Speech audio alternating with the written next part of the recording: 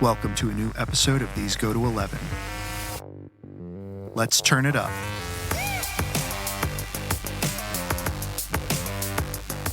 Hey everybody, welcome back to These Go to 11, an unchurchy conversation about everyday faith. Please make sure you like, subscribe, and review on your favorite podcast platform. This not only helps us to get our content out there, but also helps us to find out what you, our faithful listeners, think.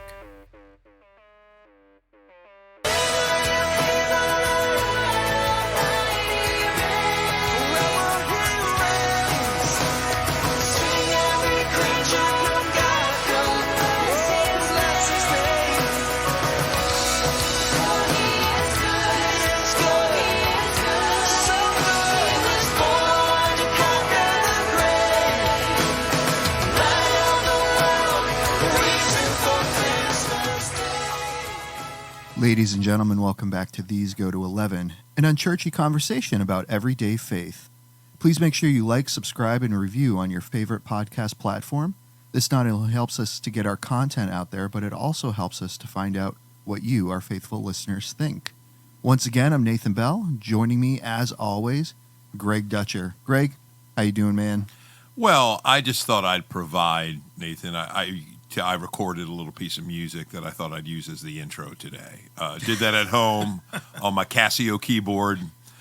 No, that was powerful. I love that. I think that's going to lead us somewhere. Yeah, and if you remember last week, we actually teased out this music and this CD that we're going to be promoting today. And joining us is a very special guest, so special that we have graced him with our best sound recording equipment we could find from 5 years ago. Yes. Yeah, I know those of you who are listening, obviously you can't see, but we need to be transparent about this podcast. Yeah. So Nathan and Greg, they are using state-of-the-art microphones, these high-quality Shure microphones with these amazing, brand new, fancy headphones. Brought to you by CFC Music, by the way. Yes. We funded all of this. But what do they give the guests? Yeah. Total crap. That's what they give. You should see the headphones I have on here. These look like something from 1999 when I had a Walkman. And I got this. Now, the microphone, it's a Shure Beta 58, which is legit, but it's not as legit as what you guys. But that's okay. I'm feeling the love. Still glad to be with you. Matt, one of these days you will arrive. Well, we need a sponsor for this podcast so we can get a third microphone. We'll be starting our Patreon account a little early. Wait, we haven't said this guy's name, Nathan. Yeah, Matt Smith. There it is. Wait, the cool one who was on Doctor Who, The Crown, House of Dragons. Oh, the other one. The other one. Okay. Well, we'll put up with you just cool as well. One. That's right. It's just not as well known. So longtime listeners will actually know and remember Matt. They will. But for our new listeners, Matt, tell us a little bit about yourself. I am father of 4 kids. I got one getting ready to get married. Yes. My oldest, Stephen, who's on staff with us here at CFC, one of the pastors here at CFC, and have probably a very unhealthy obsession with all things Sylvester Stallone. I was going to say, if you didn't drop the Stallone thing, I was going to. Although Matt, notice I didn't get spiritual. I didn't talk about my love of Spurgeon and the Great Reformers. I just went for the elephant in the room because I knew Greg would go there. So. I would. But I heard that there was actually something that Stallone released recently that you were not a fan of. And I want you to talk to us about that hurt that you felt as a Stallone fan. Come on. And no, this isn't Tulsa King. You like Tulsa King. No, I like Tulsa King. By the way, and everybody else in the country. You should watch it. Tulsa King. It's number 1 right now. The last movie, Samaritan, is that what you're referencing? Yeah, I think it was a great decision to just go to streaming. It was, I watched it twice because that's what Stallone fans do. And by the way, it's done very well in streaming, but I would say it was a C+. It was a C+. I'm sorry. We got some weird sound effects. I know, Greg, you weren't. Did you actually watch it, or did you just see a little and say? No, I was gonna watch it, and then I realized I needed to have a double root canal. Yeah. And I kind of measured which one would be more enjoyable. And I'm going to tell you something I don't think I told you this. So this is in real time here. Remember when I sent you when the promo? Oh dropped? yeah. And Stephen and I watched it. Were there. I was on the Ring camera, and I knew this. I heard. Did I tell you, I heard your comment. You go, I don't know. What do you think, Steven? Yeah. That one scene where he gets run over, that's kind of cool, but I don't know. I was Yes. I agree. Well, I believe Steven's quote that you heard. Think how weird this is. Matt knows Steven and I are in the conference room. I just wanted to get real time reaction. So he knows, but when he sends me the link, I text him right away. Oh, we'll watch it right now. So Steven and I put it on the TV. We watch it. And then later Matt tells us, yeah, I watched you watch the trailer. And hear on the all Ring of your camera. negativity. Yeah. And I remember, I think it was not me, Matt, but your it was my own son. Yeah, I know. who said his only, Steven is a man of few words. So Steven simply said, I think we see why it went direct to video. Yeah, he did. He did. But Matt, I do want to see it. Nathan and I recently saw a classic. I was going to say. Last night. Yeah. An Well, absolute so classic. just for clarification, we're recording last night, but we will actually have already done Yeah, you're the right. review of this We last week. Dude, that's like time travel ninja matrix stuff there. We watched it, but we did a review before we watched That's it. right. Violent Night. Yes. So I would say fun, incredible. I just already know that I'm going to put Samaritan kind of probably in a similar category. Probably some fun, right? Enjoyable, a couple of good scenes. Yeah, it's got some classic Sly stuff. But probably not as good as Violent Night. Anyway, Tulsa I King's digress. better. Well, and I think the thing with Violent Night is you and I talked about this. We went in with zero expectation. Yep. And when you go into something with zero expectation, Yeah, it helps. Yeah, I mean, it was. I enjoyed it. I mean, I don't know that there was a moment that we were not laughing through that movie. Oh yeah. As weird as it sounds to say you were laughing through a movie called You're Violent Violent Night. Night. Yeah, it was Tarantino level stuff. You're right, dude. You can get through a lot if you go with no expectations. I think Lisa went in like that, and that's how we've lasted 28 years. Greg, So, the way you're holding that microphone right now. I'm so afraid it's going to fall. For those of you that have seen the movie Rambo: First Blood Part 2, Yeah. you're holding it in that great scene where he goes, "Murdoch, I'm coming after you." The way you're gripping it, it's impressive. I love that. See, Matt, we got him right there. That's right. It's all downhill from there. The sweet spot. I was going to say, hey, get us back on track, Nathan. Where are we, man? Yeah, so we've actually got a few icebreakers because we're going to be talking about this Christmas CD that CFC released. Matt, you're here to help us talk about that, but you're also here to help us talk about Christmas music in general and kind of get us into that Christmas spirit. And so we're going to start with a little bit of an icebreaker here, and we're all going to go around and we're going to talk about our most overplayed Christmas song. Oh, boy. Our most overplayed Christmas song. So give you, just a second to think about it. I'll go ahead and go first since... Can I ask you, does this mean by overplayed a song that's been overplayed so we no longer like it? Or I like it, but it is overplayed? Or does it not matter? I mean, I think it could be either one. I think this is, it's a personal choice, obviously. You're thinking too deeply. About I am. this. We got to go just instinct. Yeah. So I will go first. My most overplayed song is Mariah Carey's "All I Want for Christmas Is You." Yes. Yes. Hallelujah. I want to join in. It's my wife's favorite song. So in case she's listening, I didn't like it. honey, it's amazing. They should play it more. No. I agree with you. No. It's overplayed and it sucks. See, I think that's where I am. Like, Did you see Mariah Carey in the parade in that red dress? Oh yeah. Did you see the No. behind the? Didn't you watch the Thanksgiving? Macy's I didn't watch parade? Thanksgiving, man. What is wrong with you? I was helping the family. Yeah. I was watching helping by football. sleeping in and not getting in the way of anything. No, but back Mariah Carey red dress parade. So they had to. If you watch the behind the scenes, I always like to watch behind the scenes stuff.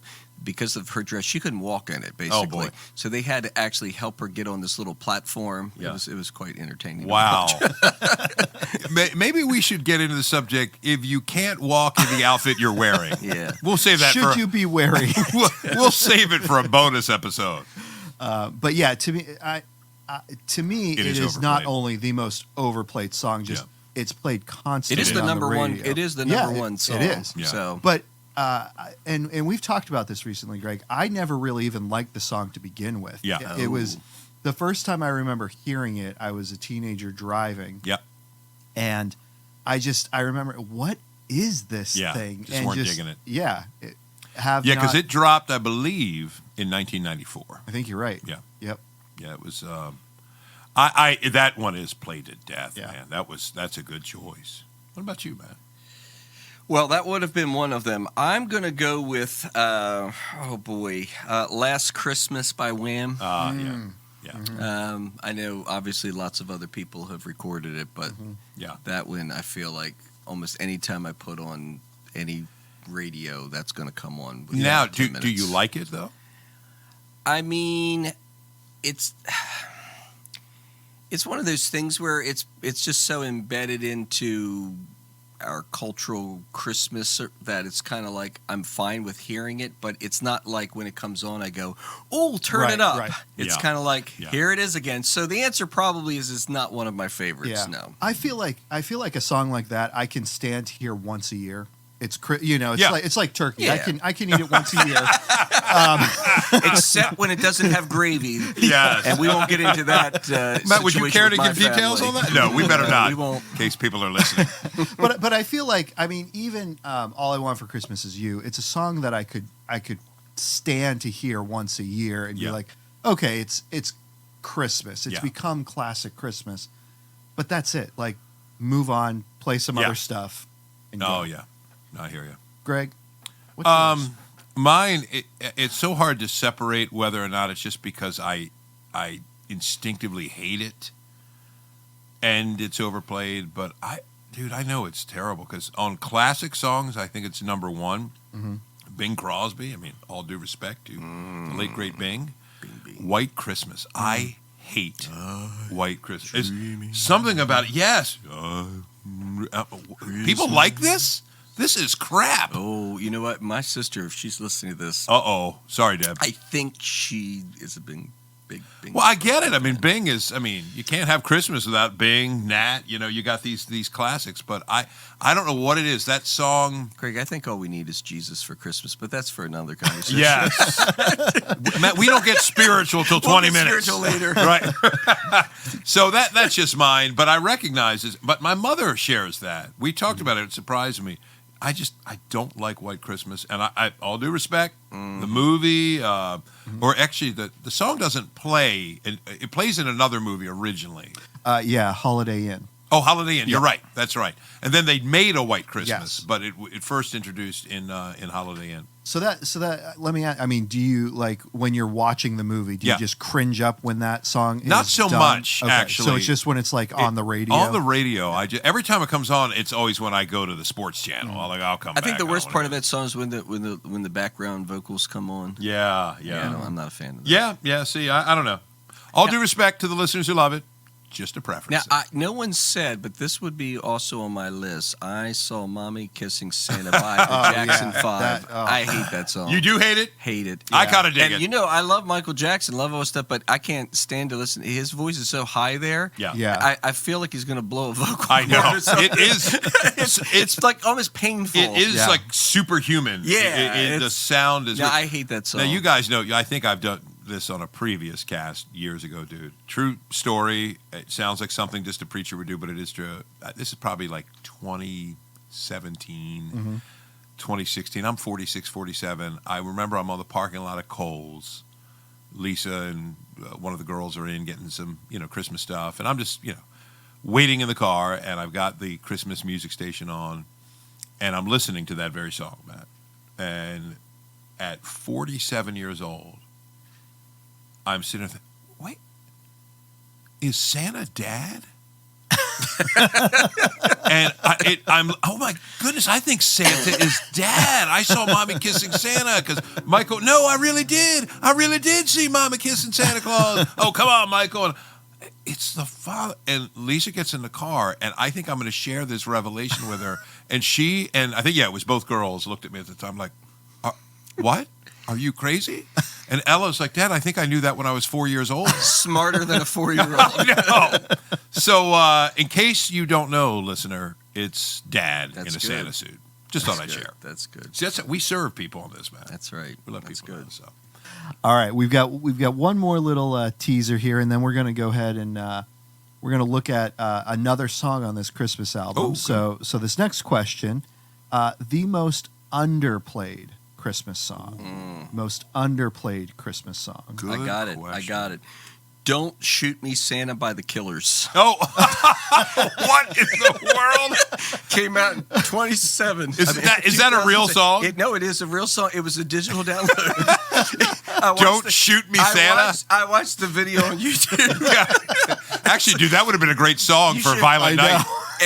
After hearing your little movie experience, you should on YouTube. You should watch the song "Don't Shoot Me, Santa." Dude, I know what we're doing after this podcast. Killers. I'm checking it out because I like the Killers. I've never heard that.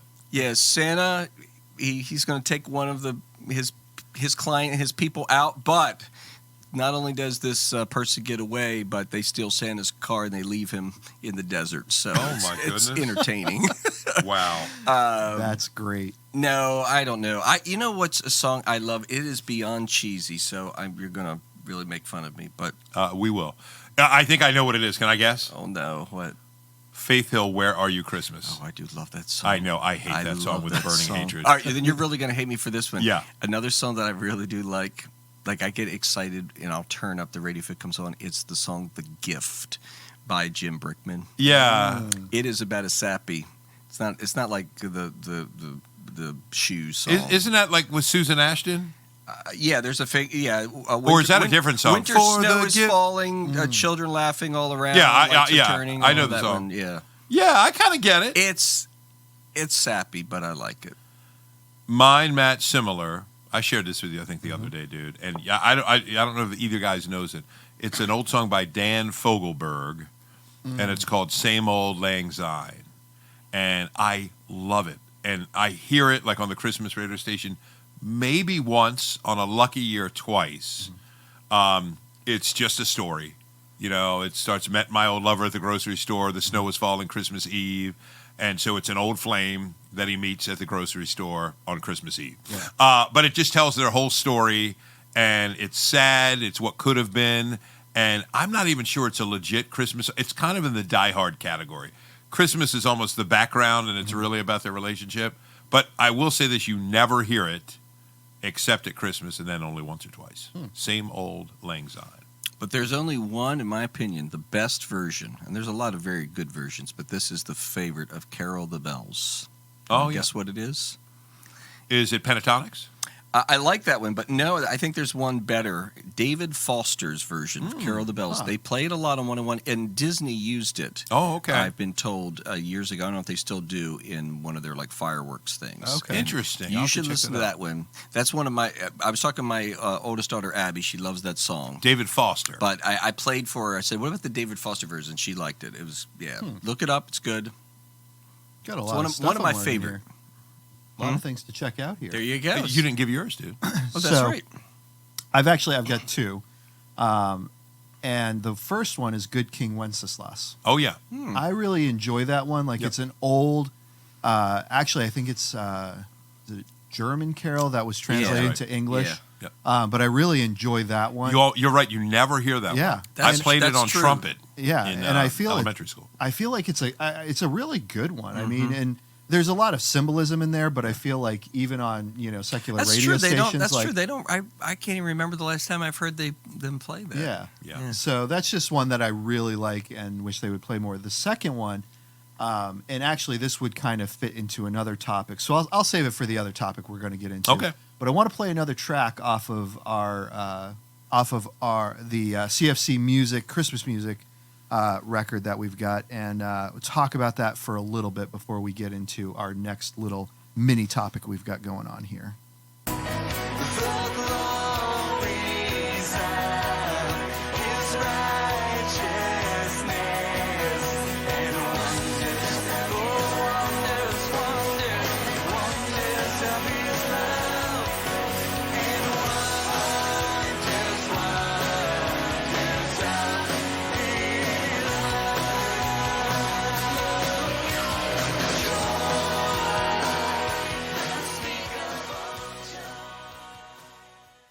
So obviously we have Joy to the World there.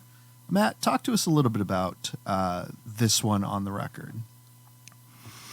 Talk a little bit about Joy to the World. It would be one of my top three carols, top three favorite carols. Love it. I mean, we did. This is kind of more like the Chris Tomlin version, so it's a little bit more upbeat and kind of like almost a little rock and roll with the little extra bridge there. Which I know there's always people that get annoyed when worship leader, music people add stuff to hymns or carols, and I just want to publicly say I don't care. I do it all the time. The scripture is very clear. You can't add to. It's add to scripture.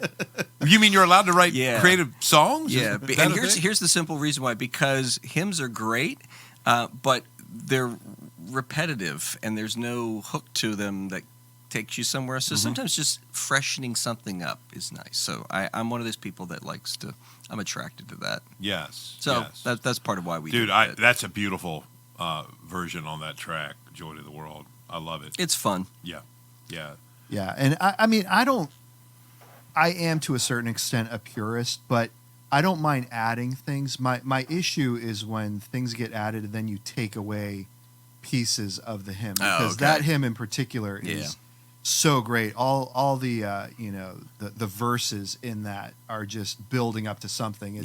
It's kind of the reason why I, to a certain extent, have an issue with the Amazing Grace, "My Chains Are Gone." Okay. Because there's part of that hymn that's just cut out. Yeah, but he does two of the verses that are never hardly sung. Because there's is that right? That hymn has so many verses that the church never does. I know. Yeah.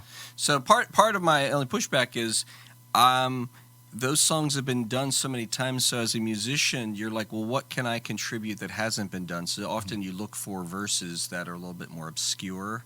Because to me, it's kind of like, well, I haven't heard that as much. So that's part of the.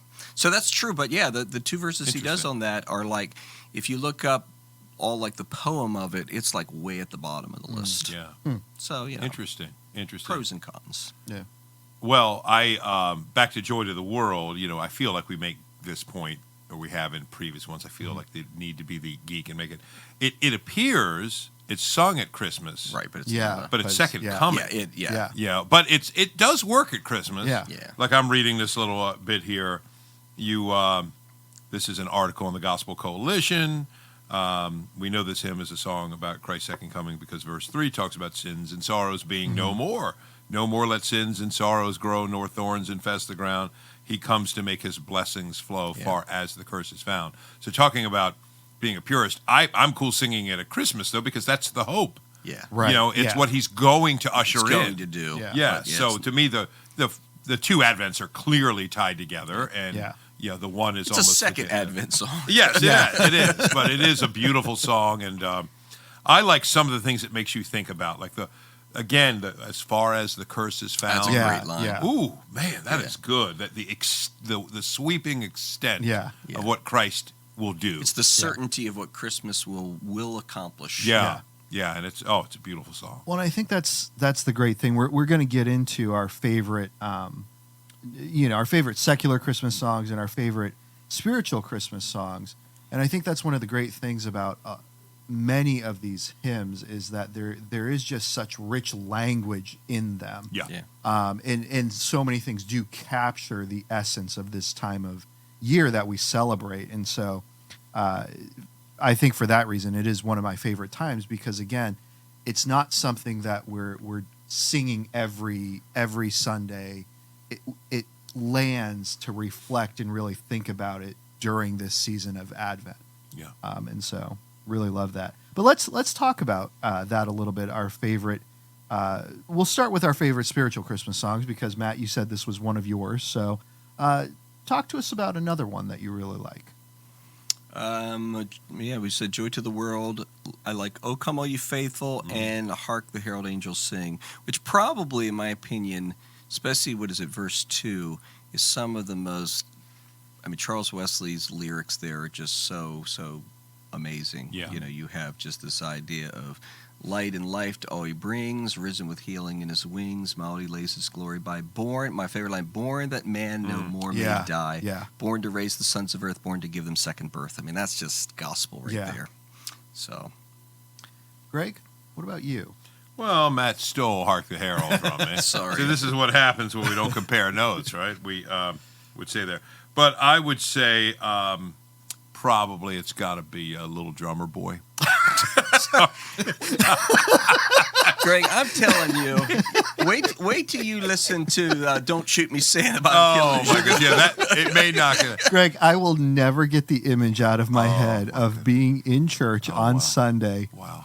What was it, 10 years ago or something like that? It was about 10 years ago. Yeah. And Not long enough. It was not long enough. looking up on the screen. Yeah. And to see literally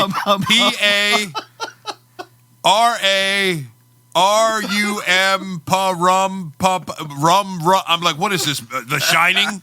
Red rum? Yeah. I'm just waiting for like the little sing-along dots to like be bouncing over. Karaoke time at CFC. I remember it was, and again, I didn't check, I didn't look at the song sheet that day, and when we started singing it, I thought, okay, wait a minute, did we have anything? Are we doing something? Like if you do that song with kids, maybe you can make it work. But we were singing it and I just looked around, and the awkwardness when you saw that one slide come up on the screen, pa rum pum pum pum rum pum pum pum. I'm like, no, we're tongues. not. Yeah, I was like, oh man, we're letting loose. That's 90% of the song. Yeah, right it there. is. Hallelujah. So it was a epic fail, and I remember my friend Jill at the end of that service. We were talking about it, and I said, yeah. Because she was saying, Greg, why did we? I said, I know. And she said, what happened? And I just said, well, well intended, I'm sure. And let's do something different. Sort of got in the set. And I said, was it just kind of weird to sing because it's so kind of childish and weird? She goes, well, yeah, that, and just that it didn't happen. Oh, that's right. You mean there was no Little Drummer Boy? Greg, you've been better off doing Justin Bieber's version. Yeah, exactly, man. That's pretty cool. Honestly, I would have rather done Last Christmas by Wham. Because I think we would have had less awkwardness. Had a tighter smidge. Wait a minute. You don't want to do that? That was on the song set. Oh, you dude, don't want to do that? That's Christmas Eve. But I want Taylor's version. Taylor's version. I okay. want Tay-Tay's version. All right, Tay-Tay. No, to take a shot at it, I'll give you one. Hark the Herald, Matt, I'm with you. I mean, I loved Hark the Herald growing up as a kid. Mm-hmm. I always loved Christmas music. It's weird. Wasn't a churched kid. Mm-hmm. Weren't really at that time a faith home, a church home. So I would bust out the old Andy Williams Christmas record my parents had like in September because I'd always get excited about Christmas. So the nostalgia was there early. And Hark the Herald always grabbed me. Just loved didn't think. And then when I came to faith, and I look back, Matt, like you said, at those lyrics. Oh my goodness, the really whole story is told there in such a really beautiful, compelling way. But you know this, Nathan. I love "God Rest Ye Merry Gentlemen" because I get to geek out with grammar. Yes. When you first hear it, I don't know what it is. I think most people hear it and they're like, "What is this? Why do I get the image of like fat monks in a tavern with rosy cheeks? Yeah. They're the merry gentlemen or something, right?" And rest is an old English word for make. Yeah. And if you put the comma after merry, it's God make you happy, gentlemen. Mm. It's a proclamation. Yeah. Mm-hmm. And then it gets so bold, man, to save us all from Satan's power when we were gone astray. Yeah. Tidings of comfort and joy. So it's the announcement. It's a song about the gospel. Yeah. So I'm telling you, dude, I love the version, Matt, that it's always weird to say. Bare Naked Ladies, the band, and Sarah McLachlan did that combined version of that. Yeah. And what's the other one, dude? We were just talking about it. There's another song that gets in there. We Three Kings. Oh, yes. Right. We Three Kings. A little medley they did. And the way they fuse that together. Yeah, that's good. Ooh, it's Worship Him, God Most High. Yeah. Yeah. It is. So I love that one. Yeah. Nice. So we've talked about this before, Greg, but I heard the bells on Christmas Day. Mm-hmm. So a new movie by Sight and Sound. Yeah, coming out tomorrow, I think. I think that's right. Or whatever day we're recording. Yeah. the day after we were recording. This is being recorded in the month of July. Yeah. So Joy and I actually, my wife Joy, her and I have two different favorite versions of it. Mine is the Casting Crowns version. Yeah. And that bridge, that build up to, God is not dead, nor does he sleep. Yeah. Like Chills, that, man. Yeah. To me, like that That's good. music and the way it blends together is just fantastic. Her favorite version is by Wayne Watts, who starts his with Is that Wayne Watts or Wayne Watson? Wayne Watson. Wayne sorry. Watson. Oh, Wayne Wayne Watson. I haven't, yeah. you're taking us back, man. Dome Namu Pacem. God bless you. Yes. Somebody's going to correct my Latin on Nathan's that. looking at me for Latin, and I'm just like, Caesar salad. Somebody's going to correct my Latin on that. But she loves that because it starts with that. May God grant us peace. Oh, yeah. And so, so we have two different versions, but I love it. We play both of them in the house. But yeah. What I love about that song, dude, is it's just a great song for somebody that it almost is bringing up the question: is there going to be justice? Yeah. Is God watching? So no, he's not dead. Yeah. Does he sleep? Well, and Longfellow writes from that position because his, if I remember, he lost one of his children. I believe that's right. Died, I think, during the war. Yeah. And then no, it was a fire. One of his sons died in a fire, and his wife suffered severe burns from the fire. Yeah. And later died from those injuries. Yeah. His one son was severely injured during the Civil War. Yeah. And so he's looking out from a place where he sees his country being torn apart by itself. He sees his family just being struck down. And again, just that piece, God is not dead, nor does he sleep. Yeah. It's just so powerful and real. Yeah. And again, like the richness of people who are writing these songs and hymns through their experiences and that they saw. Yeah. So yeah, that's I think that's definitely one of my top that's top good. spiritual songs. Dude, would you say that's on par with Christmas Shoes? Is that? Oh my goodness! Now I know I have no room because I said I like songs like "The Gift" and all that, but No. Christmas Shoes. Yeah. Can Don't we even get maybe me be started. done with? I will. Have you guys noticed? Somebody I feel, buy the kid some shoes. I think it's some other shoes. Oh, I know, right? but if she's with Jesus, she I doesn't was need the going to shoes. say She's she doesn't fine. need the shoes when she dances. Got a new body; those shoes won't even fit. Like, you just come on, little kid. Let me give you a little theology lesson. If your mom knew Christ, she's good. She don't need your stinking shoes. Just move on. I'm picturing people listening that love that. Sorry, you do not want to be in my presence when that song comes on. You can ask all my kids. I rip it to shreds with passion. Sorry, I know there's some people right now that are highly offended. Now, I know. in fairness, are there any of your children that love that No, song? they all hate okay. it. I don't know if I've influenced them or they just have good taste. Oh my goodness! Yeah. I'm happy with either of those I know. options. I've influenced or they have good taste. Have you noticed? No, I gotta come down for this. That was good, Matt. Matt just dropped an anti-sentimental bomb in such a clear way. I love it. know. I killed Joy. To all the listeners, if you like it, I'm very happy We love for you. We love you. Please keep listening. I feel like they don't play that one as much. Am I wrong? I feel like in the last you're year or two, right, it's yeah. starting to wind down. I wonder if people are like, all right, Yeah. we've had enough of Christmas shoes. So we'll see. I do think you're right. Because it used to get played Oh, a it lot. was all. I've heard it once, maybe twice so far this season. I haven't really been, for obvious reasons, I'm not actively looking for it. Right. Or listening for it, I should say. Well, that's because it wasn't also the movie Yeah, they did a movie, Yeah. or they might have even done a sequel. And Yeah. Christmas Are Shoes you saying Part Hallmark would cash in on a Christmas movie? Yeah. 2? Christmas Shoes Part 2. No, yeah, that's These Well, are gold shoes. yeah. It's like like up there mom's with gone, but we're still talking about the shoes. Resurrected shoes. Oh boy. Man.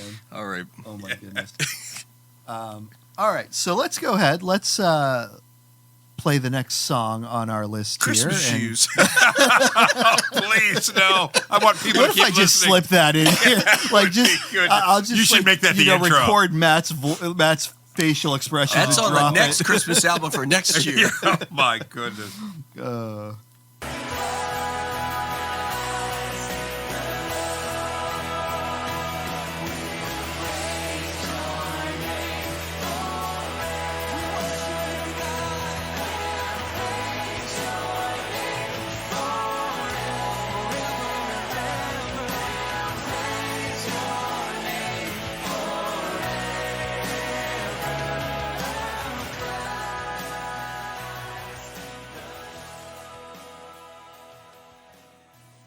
And of course, we have "O Come All Ye Faithful."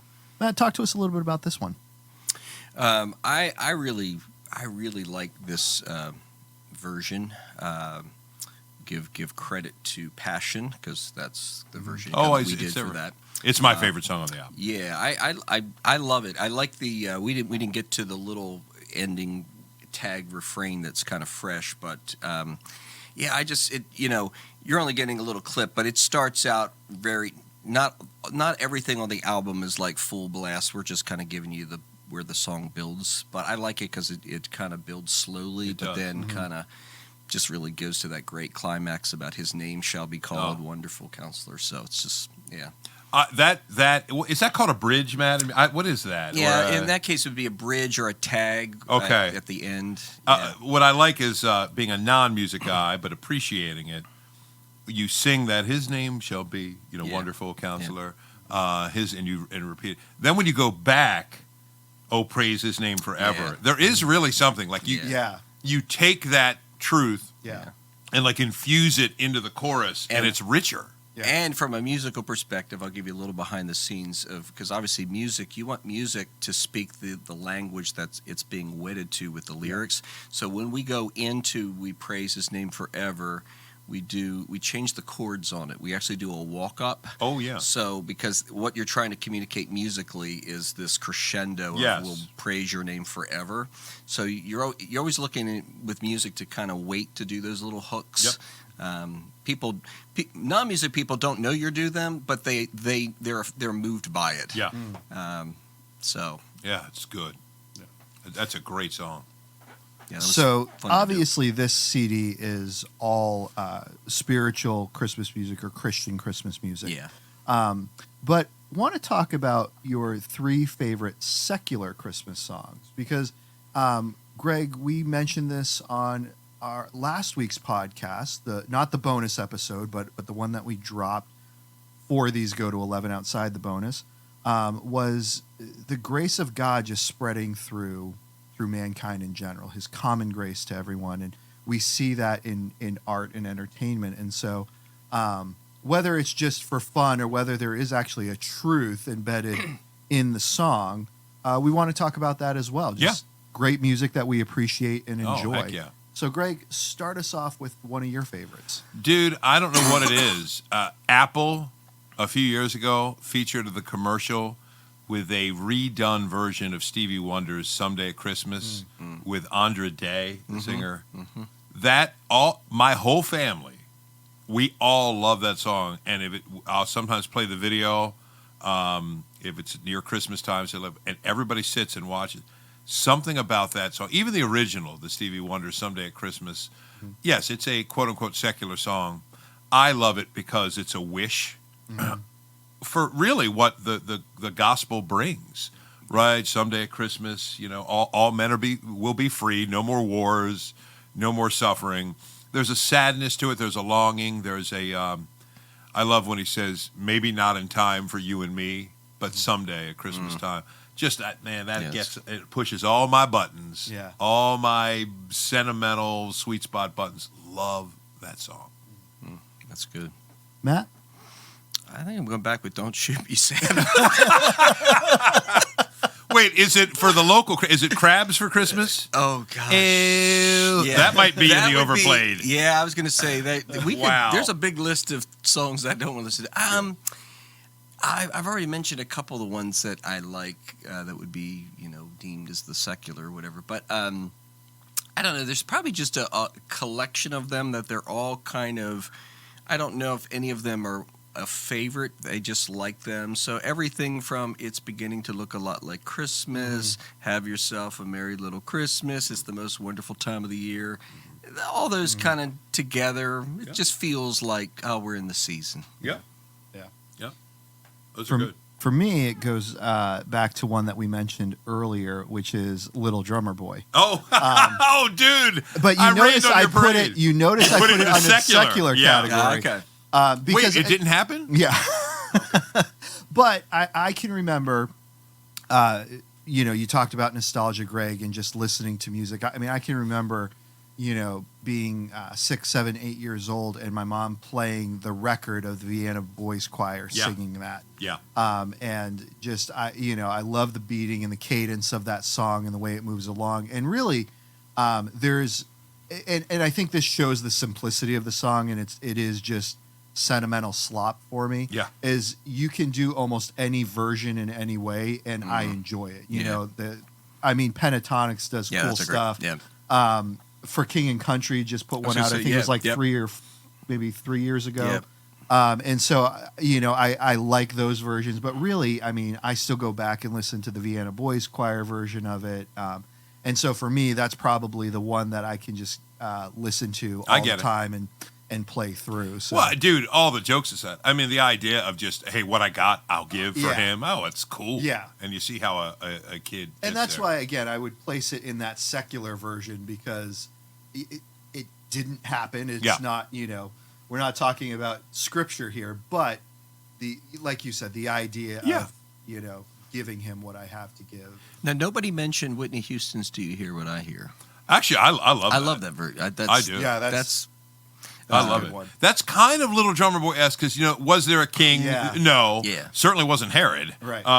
So I'm not sure who the king but is. when she does the modulation, that's up there with her. She loves Whitney. She's just incredible. Have you guys heard Tim Hawkins tell the jokes about that one, like the shepherd boy listening to the sheep? Oh, no. Oh, really? Just tell me what he said. That's true. You got to put up with a few imaginative features there. Can I get one more in, dude? That kind of goes to the underplayed and a favorite. You know this about me. I love that Snoopy Red Baron. I love that song. Okay. And they don't play that one as much. Yes. Yeah, that's true. And that's fun. It's a pleasing song. You hear the bells. Yeah. Merry Christmas, my friend. Yeah. And it's a song about reconciliation. Yeah, and that's true. That's a good one. it's a great song. Yeah, it is. And I you're forgot right. about It's that. not really played. No, I wish it got a little more airtime. Yeah. Let's make that happen, guys. Call 101.9. Yes. I'm sure they'll Make your request. They'll jump right on it.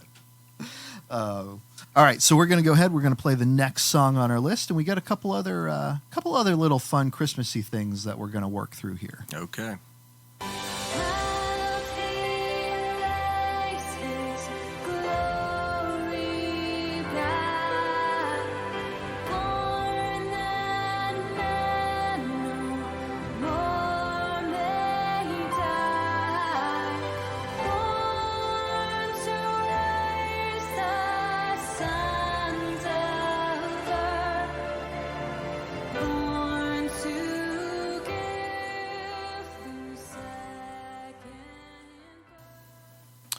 That was, of course, Hark the Herald Angels Sing.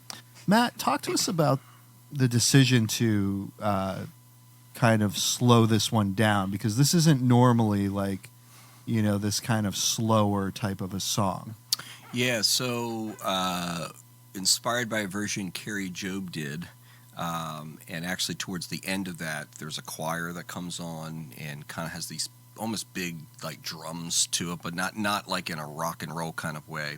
Yeah, I wanted to do it different because normally when I'll do Hark the Herald, we do a much more peppy kind of version. Yeah. But just I love this because I felt like it is slow. It's almost like being in a lounge, almost kind of that vibe. But I thought it helped focus on the lyrics more. Agreed.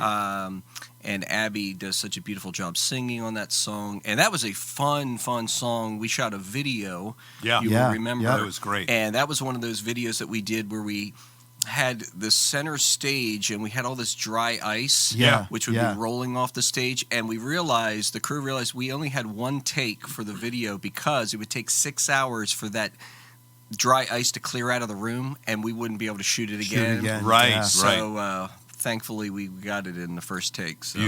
Beautiful. Nice. Yeah. And you can actually, if I remember correctly, if you go back and watch our Christmas Eve episode from CFC, that is on there. Yep. 2020. Yeah, 2020. Yeah, each of the songs on this album, really the way it came about is we turned them into music videos because that was the year we were going to be all virtual. Yep. Yeah. And so we thought if people are going to be home on Christmas Eve, let's do something different and special. Yep.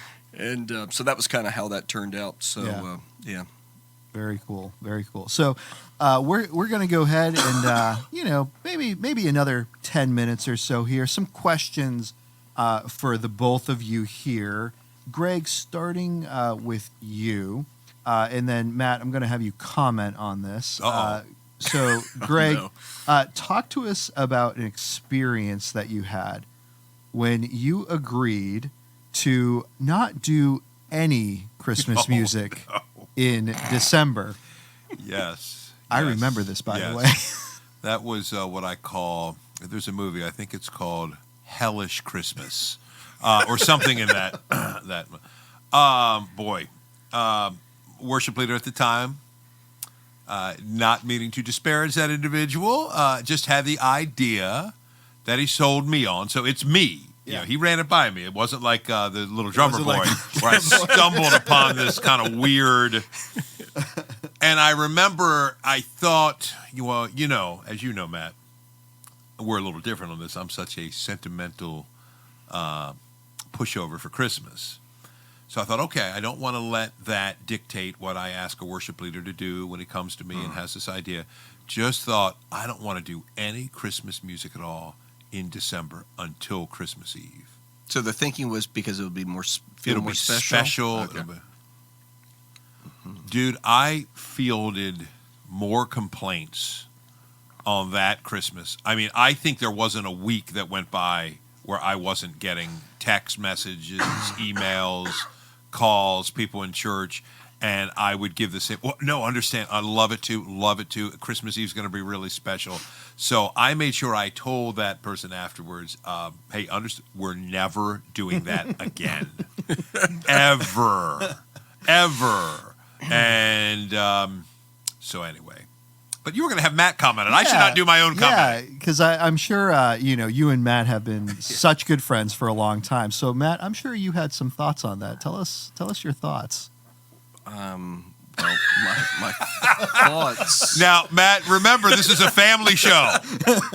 I know what you're actually thinking in the word. No, but we'll let you from just a free wisdom will. standpoint. It may. I think of James's words, the half brother of Jesus. If anyone lacks wisdom, let him ask God, who gives it generously. I'm pretty sure no one asked. No. Because if they did, I'm pretty sure they would have heard a loud voice from the heavens saying, "That's stupid. Don't do that. Yes. Give my people some carols for 4 weeks. That's the only time they're going to sing them." I know. So, yeah, I would agree. It sounds like, Greg, there's really no need for me to comment because it sounds like you see the folly of your ways and you've repented. And the good news is we're doing Christmas songs every week. Well, you know what? Here's the thing, Matt. It really was. You can overthink it because I thought, well, no, I go to conferences all the time. When music, you have to be careful not to make your preferences. Yep, that's true. Okay. Yeah. I'm a Christmas guy. It's going to be a little hard for me. Mm-hmm. So what? I'll listen to my iTunes every day and get my own list. But I definitely knew I have a lot of shared camaraderie among the majority of people in church culture that want Christmas music during December. Yeah, because you only sing it. You don't sing it that often. Or what happens, Matt? You have an experience. Oh. What happens when you do try to sing it in July? I had, and if this dear brother's listening, you know who you are, and you know I love you, and we'll release names on the bonus episode. We still have to get together for lunch. Had a That'll be on the Patreon page. Yeah, that's right. Had a worship leader who also had a great idea, and again, I don't remember the carol. But they're like, these are amazing gospel truths. Why do we only sing them, once a year kind of thing? So they wanted to do one of the carols, just like a bridge or a chorus, in the month of July. Mm-hmm. And I'm thinking, it's not going to work. And they said, I'll set it up. I'll acknowledge how awkward it is. Like, I'll do all the... And I still thought, it's not going to work. There's something... It's not about the truth. It's something about the music that... It's just not going to work. And they came back and said, well, that went over like a lead balloon. Yep. And I resisted the desire to say, I told you so. But I told you so. So we just note to self, in December, do Christmas music. In non-December months, don't. Yeah, exactly. There's the wisdom lesson right there. Yeah. And everybody else out there is going, duh. Well, and I think, I mean, as we pointed out, like there are specific build-ups to Christmas. I mean, Christmas is a unique season, and it's a unique time. And so, again, you know, regardless of what individuals do, it's still generally accepted when you're not playing Christmas music till after Thanksgiving. Yeah. You know, and you have really this time where it's all around culturally acceptable. And you think about, you know, the extension of the Christmas season, because before it was like, oh, you just, you know, you go to church Christmas Eve, you know, and that was the time. But people are really spending weekends traveling and visiting people. And so you might have those who are outside the church visiting during those times, you know, more so than other times throughout the year. I mean, Christmas Eve is obviously going to be the big one. Yep. But, you know, I know that Joy and I travel quite a bit before Christmas even comes because we're trying to save that time for just us and our family. Yeah. And so being in a church where you're not hearing that, you're like, this is a little awkward. You know, this is, I just, you know, I sing this, you know, 20 times out of the year. Yeah. You know, and I think vice versa, you know, looking at, you know, like if I'm in a church on, you know, in August, it's like, yes, this is a great truth, but I don't have my tree up and, you know, I'm not going out and seeing lights. There's a lot of mental hurdles to get over. Yeah. That's true. That's true. But live and learn, right? Yeah. That's right. So I think, you know, establishing the mood in the moment is important, but also establishing the content of the music. And so, and Greg or Matt, either one of you can jump in first. Talk to us pastorally about dangers to Christmas music. And I think specifically that sentiment that can come with songs that aren't theologically true. Oh, sure, dude. Yeah. That I'll jump in on that one first, Matt, because I can speak personally, being such a sentimental guy. I sometimes am just, hey, man, just love to get swept up in the nostalgia, the sentiment. And I want to be very careful here. I pick on this every year. Away in the Manger, there's some great stuff in that song. It's a classic favorite. Probably one of the more children nostalgic. A lot of little kids remember singing it because it focuses on the little Lord Jesus. Yeah. Mm-hmm. But he does cry. He did soil a diaper because he was fully human.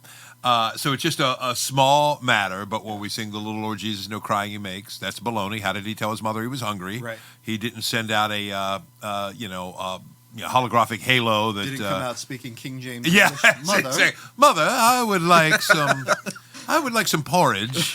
Why porridge? Anyway, so yeah, there is always a danger. You know, there's a sense in which the overly familiar, nostalgic can just let a few things by. And again, I'm not saying somebody's soul is in peril when they get those things wrong. But just, you know, it's just a common, when things are too familiar, we can easily, I think the old phrase is what familiarity breeds contempt. I've always thought familiarity breeds apathy. Maybe there's a contempt in there, but just apathy. Yeah. Oh yeah, same old, same old. So I think, you know, for me, loving the sentimental nostalgia stuff, if I want to get my mind kind of geared up, really focus on Christmas, that's why I've done these daily devotions this month, just to kind of put our minds in place to really ponder. I love in Luke when it says Mary treasured these things in her heart. That's one of my favorite verses. That just meant she sat with it, thought about it, engaged her mind with it, and it's pretty incredible. Yeah, that's good. Yeah, I mean, I totally agree with all that. I think one of the dangers just for people that would identify as Jesus followers, but I think obviously for a culture at large, is you hear terms in the church where like peace and joy and all that. Yeah. Good. And the problem is I need some peace, you know, and that's true. But if it's not up against the backdrop of this really very serious situation we all find ourselves in, that we need to be reconciled we need peace with a holy God that we have offended in every possible way.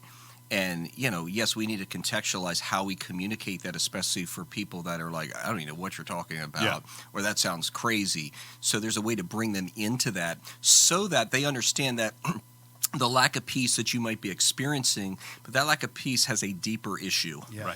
Right. And so to me, this idea of Emmanuel, God with us, I think of the verse that Paul wrote to Timothy, and I find it interesting because this is after the ascension of Jesus. In 1 Timothy 2:5, there's one God, one mediator also between God and men, the man, Christ Jesus. Mm-hmm. And just this idea that Jesus not only took on humanity, but he remains fully God, fully man for all eternity. Yeah. That is, so what I long for, a God that would identify with my weaknesses and who also offers himself as a sacrifice so that I can have peace with God, that's forever because he took on human flesh. And so just how do you help people connect that? Whether it's in the songs you sing, the messages you speak, the way you frame, so that even when you do the fun stuff, when they hear words like love and joy and peace, it's tied to specifically the message of the gospel, and that actually doesn't sound like a trite phrase. Yes. They understand what that means because you've taken time to unpack it. Yeah. That's good, man. Yeah, and one of the things that I know can be a danger too, I mean, Greg, you and I both taught in private schools. I mean, how many times did you see students getting their theology of Advent through Christmas music? Sure. And it's and again, like I think a sense of safety can almost be set in place because these are Christmas songs, and so there's a vague reference to Christ somewhere in there. So, this must be truth. Yeah. You think you talked about God Rest Ye Merry Gentlemen and We Three Kings. That combination, and it is a great combination. But if you're hearing that in your frame reference as a believer, we talked about the importance of Jesus without the junk. We did 2 parts on that. Well, in January, we're going to talk about the importance of theology and growing from that place of not knowing anything to a more full relationship. And so I think some of the danger can be you're growing into a relationship, but it's not an honest relationship because you don't understand, the truth of what Scripture actually says about these things. And the sentiment, we talk about the sentiment of these things. That's a memory. That's nostalgia. That's typically associated with the joy of everything, right? And like you said, Matt, the reality is the joy of peace on earth is, hey, guess what, guys? God is not coming in to wipe you out. Right.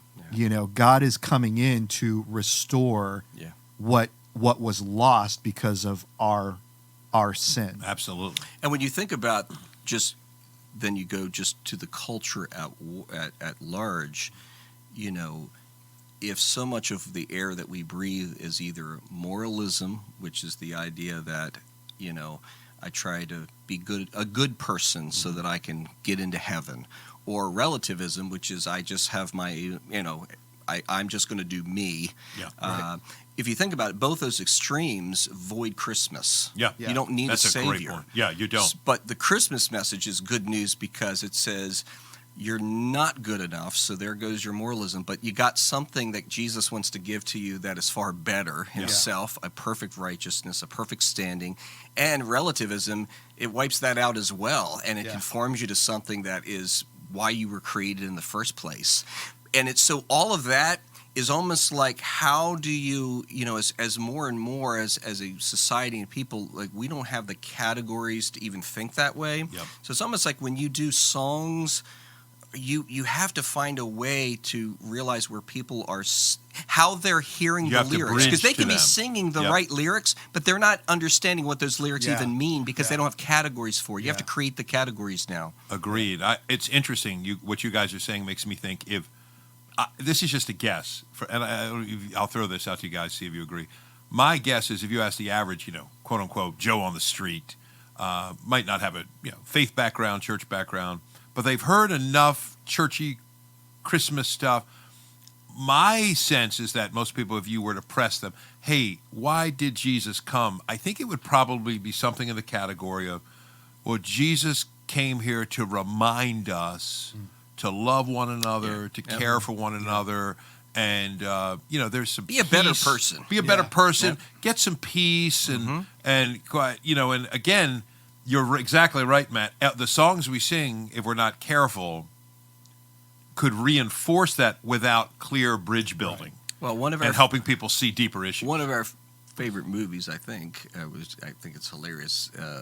Christmas Vacation. Absolutely. Yeah. That's hilarious. Yeah. But towards the end, I think what the dad says is exactly that point. He says, for us, Christmas means different things to different people. Yes. Yeah. So there you have relativism. Right. It's like, well, actually it doesn't. Right. Christmas means one thing and one thing only. Matt, did he say that before or after the eggnog? Eggnog, remember that? That was my favorite, where he's over there, and apparently that scene was ad lib. Remember, he's losing it, and he's pouring it in, and he drinks. It's good. It's good. It's good. It's good. Come on. Poor dad's about to have a nervous breakdown. I know. Do you remember too, dude? I got to get in quick. When at the end, when Beverly D'Angelo was saying, "Clark," he cuts down the tree, and he's acting. Honey, what's the matter? We needed a coffin. I'm sorry. Yeah.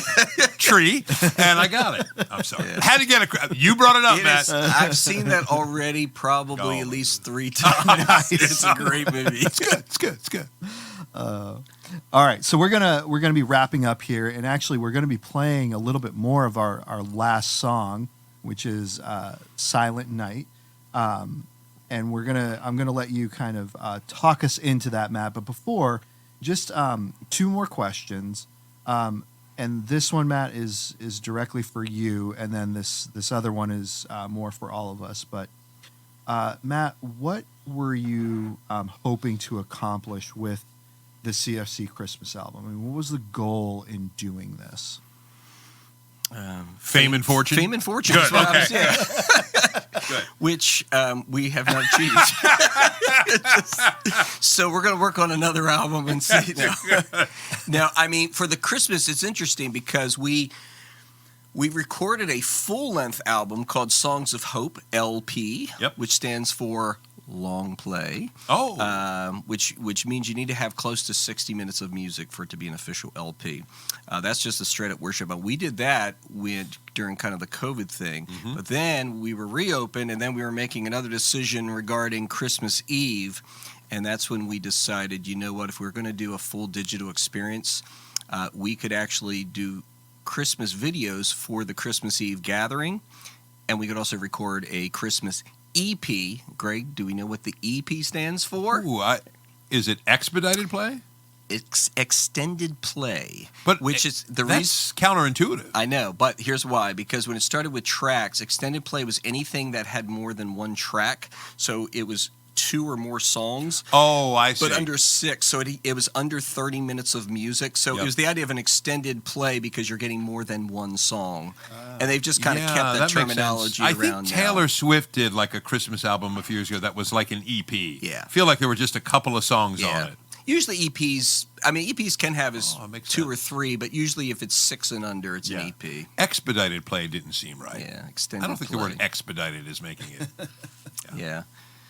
So the last question is, we think about 2 really major times of the year for believers and times that we can really reflect in the season. And obviously one is Easter. And Greg, you and I talked about this years ago.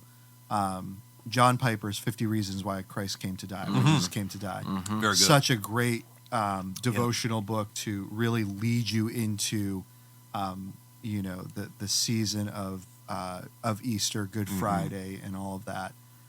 What are some good resources for Advent? Oh, good question. Good question. I mean, I like some classics. Great. Your devotionals that drop every day. Do you see how I did a little promotion for you? Every day. Every day. No, they're very good, by the way. No, I appreciate it, man. Facebook, YouTube, and our podcast. I enjoy doing them. Yep. But honestly, there are so many daily devotions. I have one, I'm looking for it on my shelf behind you, Nathan, and of course I'm not seeing it, that I think is called Watch for the Light. that is a series of kind of classic. Martin Luther's in there. Augustine's in there. You get a little reading every day. They typically start late November, beginning of Advent. And if you're a few minutes a day. When I've done that, I always feel like I have a richer, reflective Christmas experience, right? Yeah. And then in terms of some books, Matt, you had mentioned Keller. Yeah, I really like Hidden Christmas. The subtitle is The Surprising Truth Behind the Birth of Christ. That's really good. I've never read that. It's not real long. It's pretty short. But if it's good, it's good. Actually, Christianity Today releases every year. I've used it this year. It's very good. I think it's over there somewhere. A little devotion, kind of an Advent devotion each day. Mm-hmm. They do one, I believe, every year. You get their Christmas issue in late November, and it comes with a little book. Can take you all the way up through. I think that's a great story, and I'm trying to think of some other. Well, I tell you, books. if you go to the Bible app, the YouVersion Bible app, there's all kinds of good Christmas devotional stuff on there. I mean, I think really, if you search any of, you can just get stuff online. Yeah. I mean, really good. Paul David Tripp has one. He's Louis Giglio has one, and those are, I mean. Name household names that do really well. Kevin D. I mean, all of these people just put out great content for whether it's fresh stuff that they're doing or whether it's just stuff that they're kind of rehashing from things they've done before. All sorts of great content. Actually, remember back in 2020, we gave the church J.D. Greer's. J.D. Greer's. I forget what it's called. I do too. It's a short little book. I remember a little white cover. There's no shortage of resources. Gospel Coalition, Ligonier. There's so many places you can go and just Christmas books, resources. Something I do every year, several times throughout this year is. I don't know who did it, but it's based off of Spurgeon's sermon that he did on Emmanuel, God with us. But there's these really nice digital, like watercolor paintings that are done, and I think you introduced it first, Greg, here at. I vaguely remember CFC. that. I know that sermon, by the way. Spurgeon's. It's funny. Spurgeon was anti-Christmas. Yet, I find if you look at the dates. Around late December, more often than not, he preaches on the arrival of Jesus. So he was anti-Christmas, sentimental. There's a whole. See, Greg, that's what makes Chucky so awesome. Yes, because he was a cessationist, but yet he operated in the prophetic when he preached all. But that's for another podcast. That's another podcast. But he seized the moment. He does. Everybody's celebrating a Dickens Victorian-like Christmas. Love Chuck. And he was preaching. But those sermons on the arrival of Christ are good. I just don't like Spurgeon on his attitude towards Christmas. Right. But when we get to heaven, we'll talk. He'll know I was right. Wait, did I say that out loud on a podcast? He probably has already figured it out. Yeah. I don't think he doesn't need Greg. He's not waiting for. When Greg gets here, man. The Lord's holding that one back. No, you won't get Surprise! that. You won't get that revelation until Greg Dutcher shows up. We got there at the same time. That also is another podcast. True. There you go. Oh, there you go. Oh man! All right. Well, we're going to go ahead and wind things down. But Matt, just a few thoughts on Silent Night, and just say off the bat, I know this song has a lot of controversy around it, probably more than any other. What we may try to do, Greg, is if I can find it, I will go back and pull the piece where Zach Bartles kind of defended it a little bit. Oh, I remember that. That was pretty good. Yeah. And dude, I would say the controversy, I think Matt and I share this. Mm-hmm. Boy, I don't want to upset listeners. It's a beautiful song. I love the history behind it. You know, if it's the organ wasn't working and all that, it was made for the guitar. It's a little vacuous in terms of content. But Bartles, I remember, said, "Come on, Dutcher." He fought me on that a little. It was good, and said, "With the dawn of redeeming grace," and that's true. But it wouldn't have been on our Christmas album. The only reason why it is, this is the real story, is because we were preparing for the Christmas Eve, and we were going to do it as candlelight because that's what we do. That's what we do. And we were like, oh, well, I guess we have to put this one on. And other than that, it would have never been on the album. 1 year, I have that experiment too. I can't remember. We did a different song. Lead Balloon. Yeah. You don't end your candlelight. I've come to just say, that's the tradition. Yeah. in these parts, as they say, at this time in history. It's not doing any harm. If you're not doing any harm, right, it's like dessert. You know, it's not, it is a little cherry. Little empty carbs ain't going to kill you. No. All right.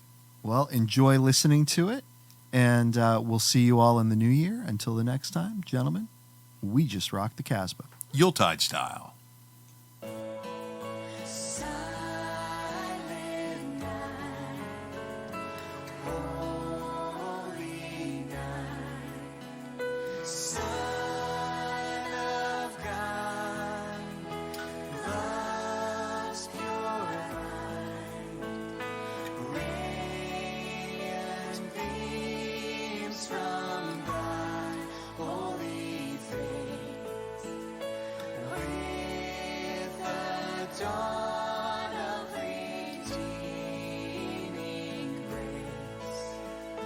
Jesus.